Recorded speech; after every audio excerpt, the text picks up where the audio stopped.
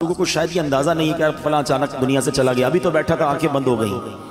हमें नहीं पता कि मौत की तकलीफ़ क्या है।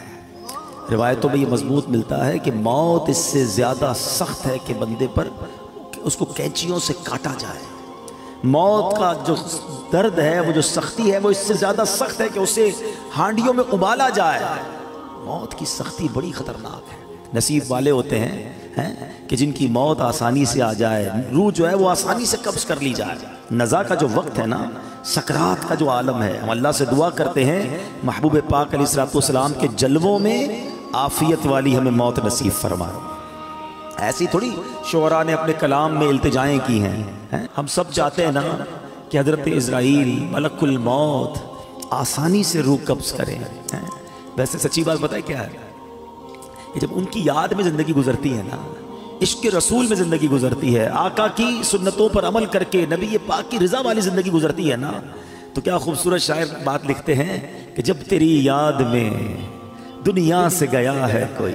अल्लाह करे कि आका की याद में बस नबी पाक के तसव्वुर में जाएं, मदीना पाक में आका के जलवों में दुनिया से जाएं, फिर क्या होगा? जब तेरी याद में दुनिया से गया है कोई, जान लेने को दुल्हन बन के कज़ा आई है। हाँ, फिर उसकी जान बड़ी आसानी से निकलती है। वो तो नबी पाक के जलवों में गुम होता है ना। तो अल्लाह करे कि मौत के वक्त आका का जलवा नसीब हो जाए। लेकिन काम क्या करना है उसके लिए? कसरत से दुरूद पाक, चलते फिरते उठते बैठते।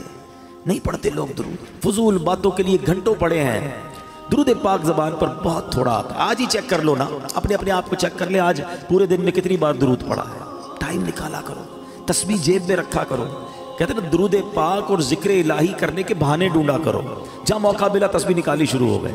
तस्बीह ना भी हो तो पढ़ सकते हैं, लेकिन तस्बीह याद दिलाती है। इसलिए मैं कह रहा हूँ अल्लाह करे कि मेरी भी आदत बन जाए, आपकी भी आदत हो जाए, और हम बस कसरत से अल्लाह और उसके हबीब का जिक्र करते रहें, फजूल बातों से बचते रहें, और हमारी ज़बान इस मुबारक ज़िक्र में तर हो जाए। बड़ी प्यारी इल्तिजा अमीर अहले सुन्नत की है, मिलके आका अलैहिस्सलाम की बारगाह में अर्ज़ करते हैं। आज जिस मौजू पर मैंने कुछ मदनी फूल पेश करने हैं, यूँ समझिए उसका आगाज़ तो दुरूद पाक की इस फजीलत से ही हो चुका कि जो सकरात का वक्त है, जो मौत की सख्तियाँ हैं, क्या हम उसे याद रखते हैं? एक ऐसी हकीकत है कि जिसे हम भूल जाते हैं। ज़िंदगी में ऐसे ज़िंदगी गुजार रहे होते हैं कि जैसे मरना ही नहीं है। तो आज उसी हकीकत पर कुछ मदनी फूल पेश करूँगा। अल्लाह करे कि फ़िक्र आखिरत और आखिरी जो सफ़र है उसकी तैयारी का हमारा जहन बन जाए। हुज्जतुल इस्लाम इमाम मोहम्मद बिन मोहम्मद गज़ाली अलैहि रहमतुल्लाहि वाली लिखते हैं, बनी इसराइल में एक बड़ा मगरूर शख्स था। एक बंद कमरे में था।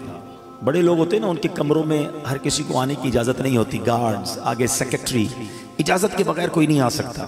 और उनको इस बात पर बाज़ औक़ात बड़ा गुरूर भी होता है, फ़ख्र होता है कि मेरी टेरिटरी में कोई पैर नहीं रख सकता। अचानक कमरे में एक शख्स दाखिल हुआ। उस मगरूर शख्स ने ज़ोर से चिल्ला कर कहा, कौन हो? कैसे आ गए मेरे कमरे में बगैर इजाज़त? तुम्हें पता नहीं मैं कौन हूँ? मैं इस वाक़े का खुलासा अर्ज़ कर रहा हूँ। तुम्हें इजाज़त किसने दी मेरे कमरे में आने की? तो कहता है कि मुझे इस घर के मालिक ने इजाज़त दी है, और मैं वो हूं जिसे कोई रोक नहीं सकता। मुझे बादशाहों से भी इजाज़त लेने की ज़रूरत पड़ती नहीं। मुझे किसी का दबदबा डरा नहीं सकता, और ना ही मुझसे कोई बच सकता है। और जब ये बातें सुनी ना उस मगरूर शख्स ने, जिसका स्टाइल ही अलग होता था, जो बड़े चिल्ला कर बड़े गुस्से में लोगों से बातें करता था, अब उसका जो गुस्सा है वो नीचे आ गया। अब है कौन ये तो बताएं, कहीं आप मलकुल मौत तो नहीं? अल्लाह अकबर। अब हज़रत मलकुल मौत ने कहा, हाँ मैं मलकुल मौत हूँ, मुझे कोई दरवाज़ा नहीं रोक सकता, मुझे कोई गार्ड, मुझे कोई कर्रो फर कहीं भी जाने से नहीं रोक सकता। अब वो कहता है कि हुजूर थोड़ी सी मोहलत मिल सकती है। अगर आप मेरी रूह कब्ज़ करने आए हैं तो कुछ दिन, कुछ घंटे तो दीजिए ना। मुझे तो पता ही नहीं है, मुझे कुछ तौबा करनी है, कुछ नेकियां करनी है, कुछ नेक आमाल करने हैं। अब मलकुल मौत ने फरमाया कि तुम्हारी सांसें पूरी हो चुकी हैं, अब तुम्हारा वक्त एंड हो चुका है। तो कहा, अच्छा फिर ये तो बताएं, अगर मेरी रूह कब्ज़ करेंगे तो मुझे लेकर कहाँ जाएंगे?